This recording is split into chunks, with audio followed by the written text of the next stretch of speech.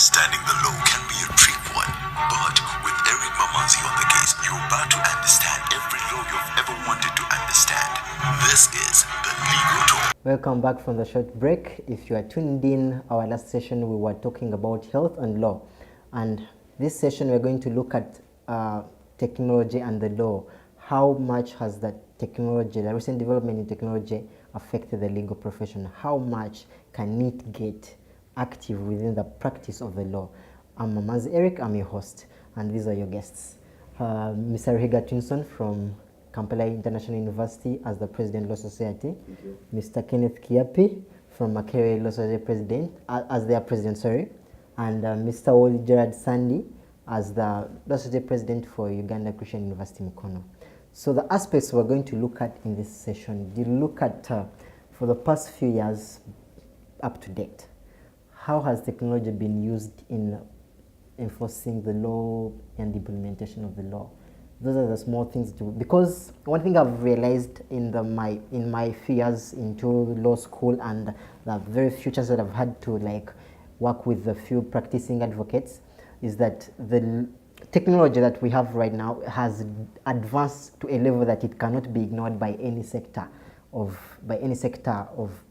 business that is being carried on in the country or in any other jurisdiction. So Uganda cannot itself defend from embracing this change in technology.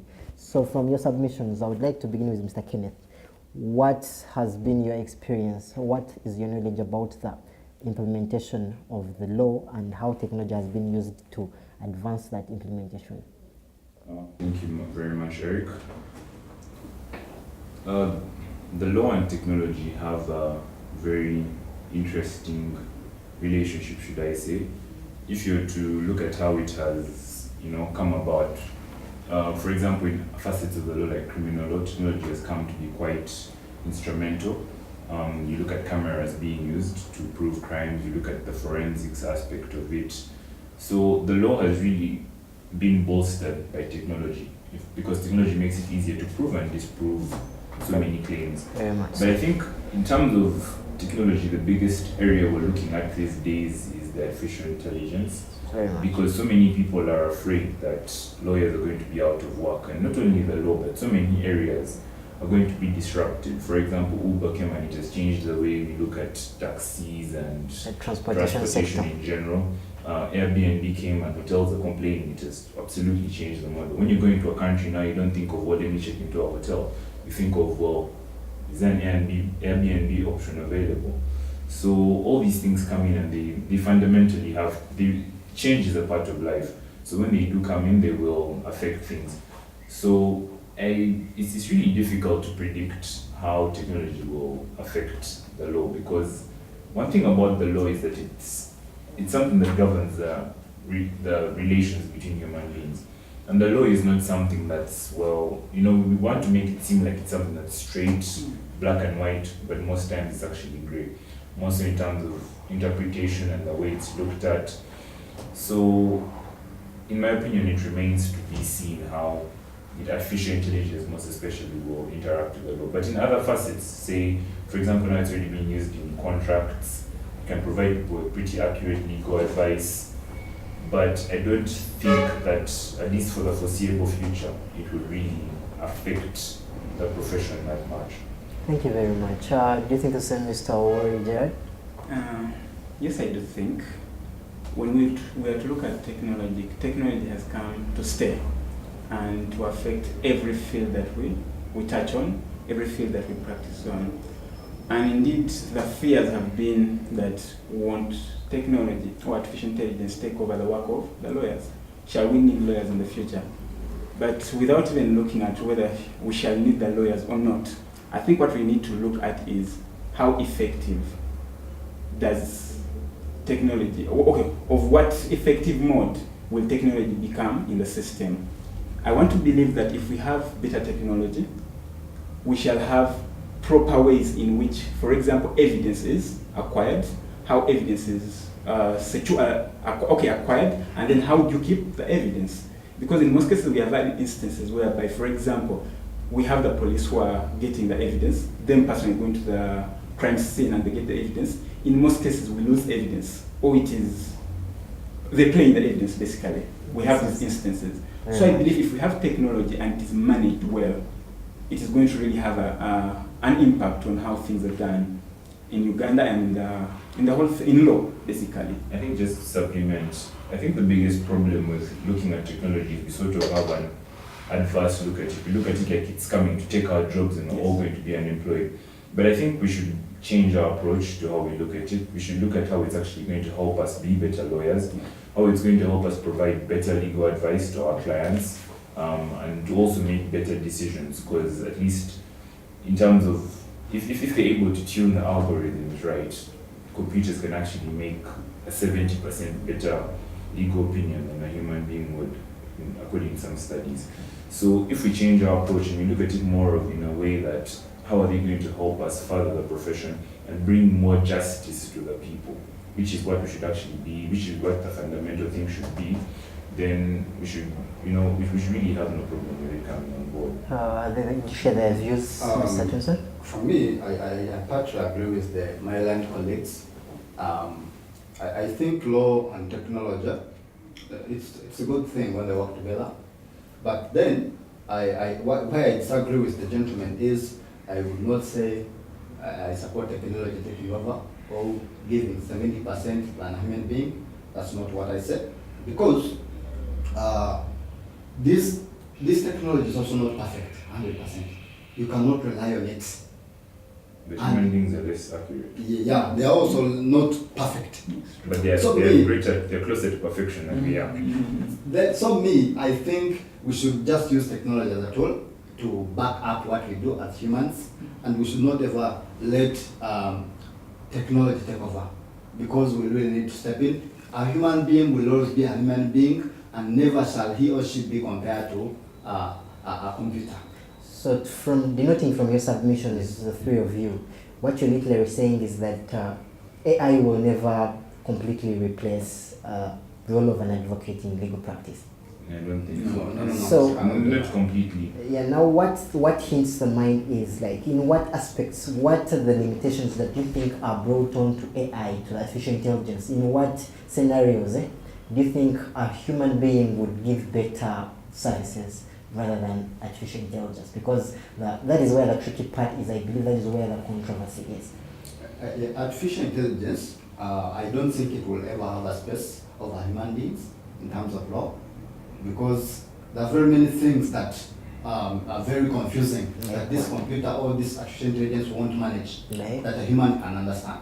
For instance, most of these artificial intelligence computers, they use English as their mode of communication. We have very many literates.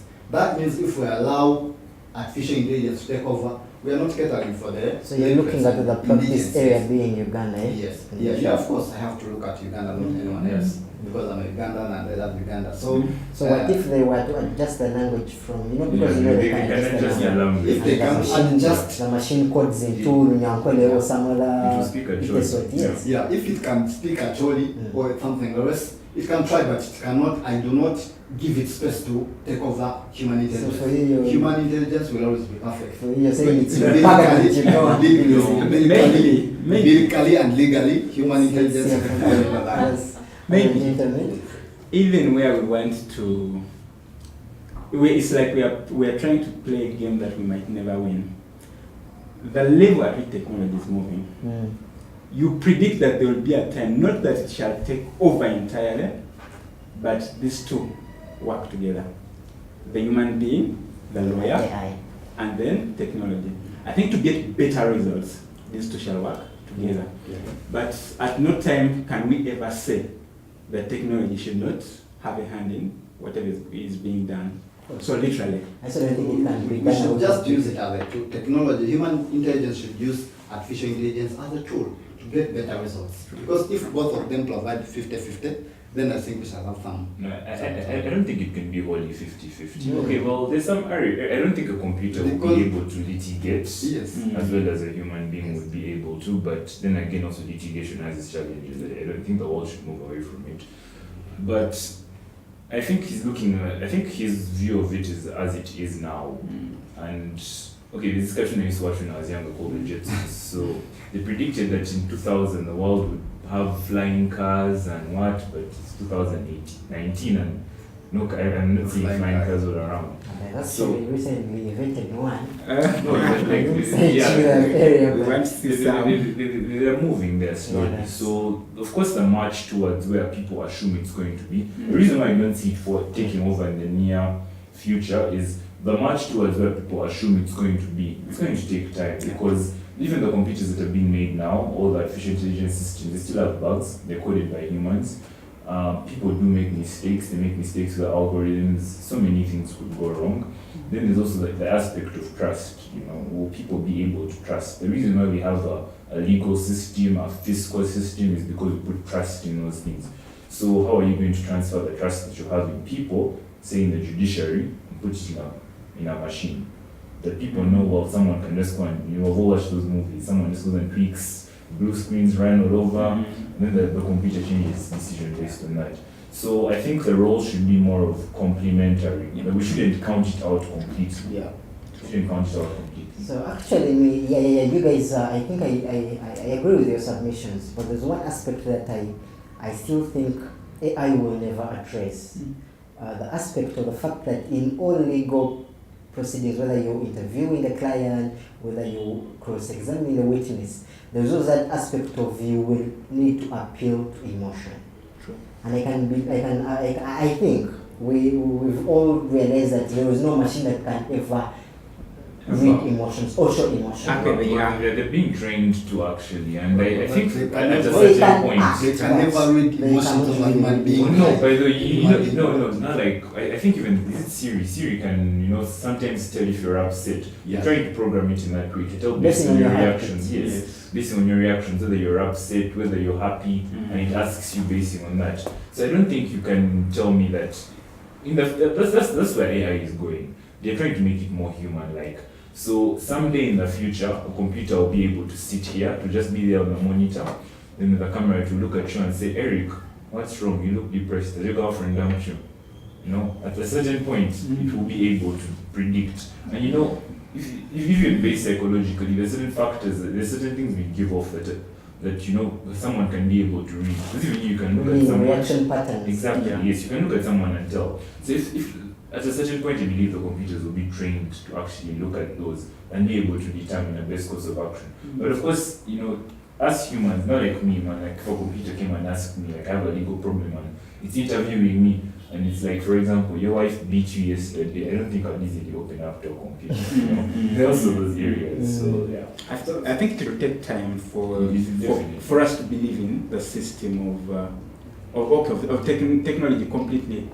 Okay, let's say giving us 70% or 60%, or doing what the human being has been doing. For example, reading my emotions, it looks unrealistic. Right now, it looks very unrealistic. So it will take time for the people to believe in that. I think a human being is endowed with some kind of perfection and intelligence that a computer can never possess. They will try their level best, but that perfection can never be of a human But being. human beings are not perfect. We have actually Yes, been I'm not saying they're very much perfect, but that the little perfection they have Yes. cannot be equated to a computer. No, but a computer There can is be something, programmed to be well, like a human. a computer is something that depends on power. Yeah? It will get to a level and maybe it is on power and power goes off. Yes. And then they put a Mr. gentleman Thompson, and before I fuel cut you goes short, off. You before I know, cut you those short, things are let's very- look at this. Let's look at the statistical analysis of these two, the human being and the computer. You get tired, the computer doesn't get tired. Maybe it overheats, but you will refresh it in just a few minutes, it will again reboot. This is part and all the approaches. That means it keeps on its memory just by tapping the finger for you to get them back. Sure. You will take days to revive to remember them and get them back. Yes, though the human being's brain has possess a more and a long-standing memory than the computer, but still you can see the computer, at least it has advantages over the human beings. Accuracy, like he said, because someone will program a computer to completely interpret things based on a certain algorithm, on a pattern on how these things have been done. And read 1,000 cases. Exactly. And it will analyze that the 3,000 cases in the past few years have been discussed like this or this rationale, and if these facts are similar to this case, why don't we just decide the case like this. The same rationale. So, and which I don't think a human being can do. You will just compare 4 cases and you're done. Yeah, bring me a computer to read 1,000 cases. Gladly, please. Yeah, so the other challenge that we have now as a country as Uganda, you see this is where we're headed, this is our future as the youth. So you look at the fact that other jurisdictions have already taken up this technology that has developed. You look at firms that are using smart contracts and are using the software, this voice artificial software to respond to clients in the absence of a secretary. So if you look at that, in a country like Uganda, do you believe this is something that the citizenry or the able citizens should wait for the country as a whole, as a government, to cope up, to implement this technology into the legal system, the legal profession, as other countries already are, or it is something that individuals can just jump on and move on with that freedom? I think at the end of the day, you need the backing of government, especially when it comes to the legal profession, for it to be implemented, let's say in courts, because no individual owns a court of law in Uganda. Completely. So at the end of the day, it's a good thing to have the technology, but we need the backing of court. For example, if Gerald, I see that something is good, and let's say I'm a practicing advocate, these are recommendations you make to government or to NGO or whatever, say that it can be picked up from there. Or that's how it can be. That's how far you can push. But for example, if I own a law firm also, I think it can also start at a law firm level, but it being picked up by a government institution, by the court, is more attractive and makes more sense. Sure. Do you think the same thing? Mr. Kenneth? I agree with him. You need the government to be behind you. You need to have the government have the political will, because if you look at the advantages, it will help to reduce case backlog, which is a very terrible thing in Ghana. It would make administrative processes easier. For example, filing of documents, we cut on the corruption that goes on there, because I haven't experienced it, but the stories we've heard of what happens at the courts and whatnot. If we have machines that if you're able to transact, for example, you can transfer the money from your bank account to the judiciary, but also you can file online. It makes things way easier for people. And I've seen the judiciary is actually it's embracing technology, it's going with it. But I think the pace at which government also adopts these things is not as fast as we would like. And truthfully, we don't have that much money. Our Supreme Court still sits in a rented premises, unfortunately. And imagine one day before the final ruling of the HME petition, they're blocked and they haven't paid. They're demanding them areas. Yeah, so all those are very real possibilities. But of course, if the government is to change its policy direction and make these things more of the mainstay, and also implement them as fast as possible, adapt as fast as possible to them, then definitely we will go really far. They're a great thing that we always about. You think that's something? Yeah, I agree with them. We should have government backup. I think we can do well. And AI can actually ease most of these things. Surveying, taking documents where all those things can be summed up. They can be done as fast as possible when we have AI. Thank you very much. Those are the few submissions from the gentlemen from different law schools, from the different universities in Uganda, in Kampala.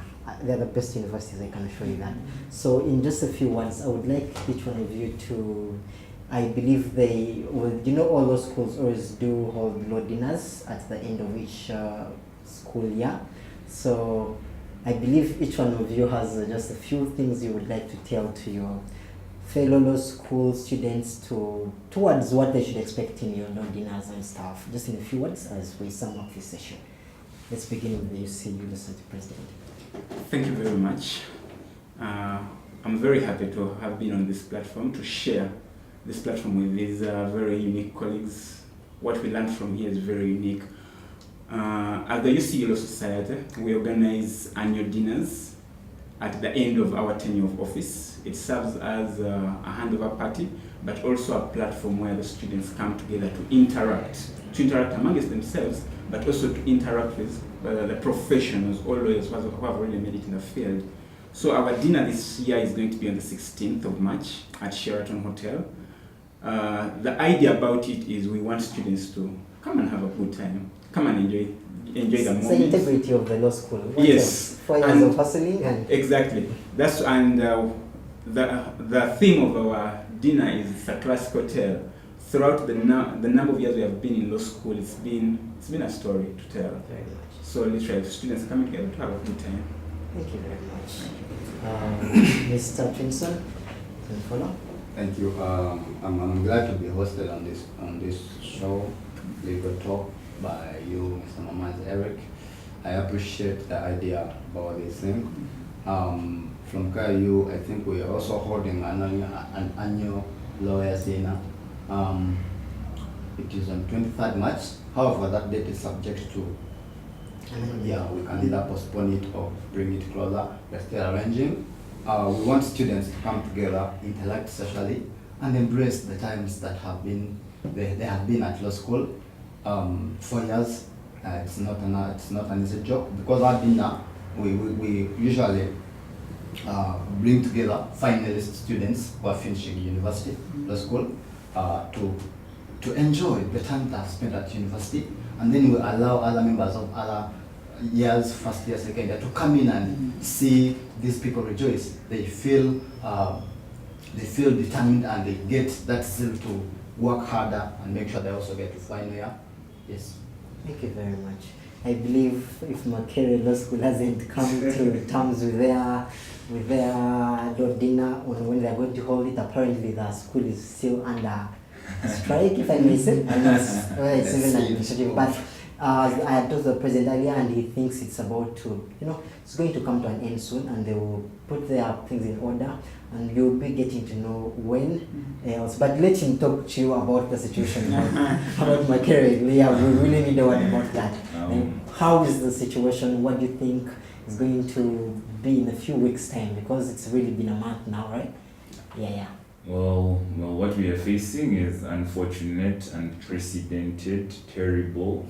There's so many verbs that could describe. I mean, people have paid their tuition and they have a right to learn. They have a right to education, and they should learn. I don't really see a reason why we should not. I really think Mwasa and the management should come together and really find a solution to what's going on. I really beg that they compromise for our sakes. Yeah. Two elephants are fighting. The grass is not only suffering and dying, but it's really withering, almost dusty now. So, well, I really pray that is done this week. Honestly, we're running thin on patience as students. So if they don't want us to learn, let them tell us what they have planned for us, because it's going beyond. But anyway, negative things aside, the semester will begin eventually. This is Makerere, so we'll go on eventually. We will have all these activities. For us, the way we view the law dinner, see, I also used, lots of people think it's actually a party and you just go and eat food and drink. But historically, before you got passed to the bar, in England, for example, attending dinner is actually one of the requirements. So, and it basically brings out what a lawyer should be. Someone who's gentle, civil, can hold you carry yourself in that kind of manner. So that's the approach we take to our dinners, and we don't really look at it as a celebration. Okay, yes, it's a celebration, but we'd like to, it marks the beginning and the end of our legal year, should I say.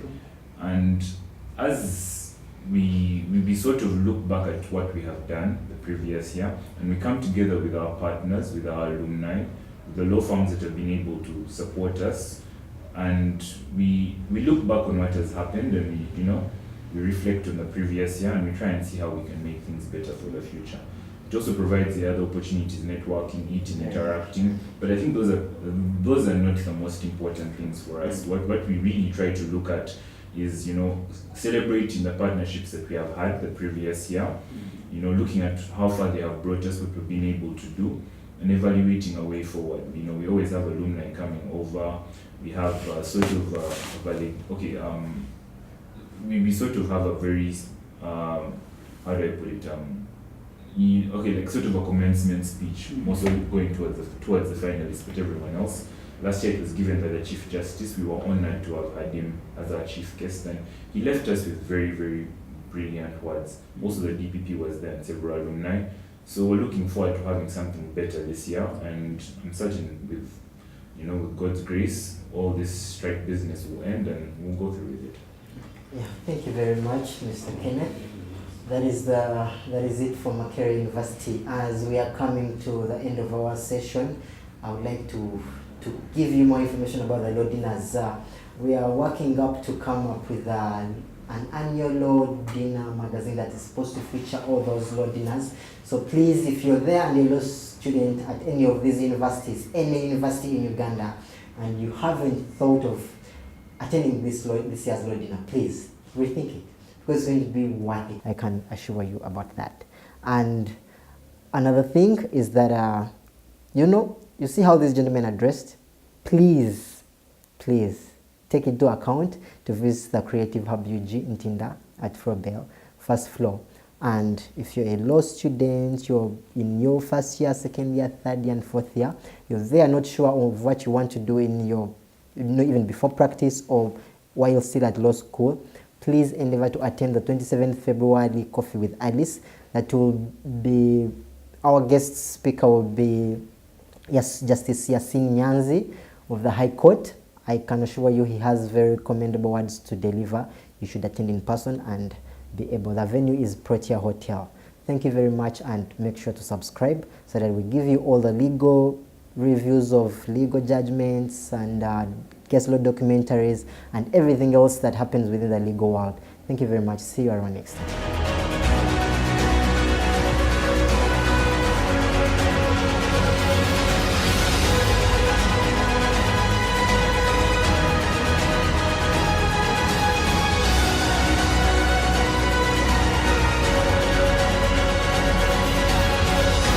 Understanding the law can be a tricky one, but with Eric Mamazi on the case, you're about to understand every law you've ever wanted to understand.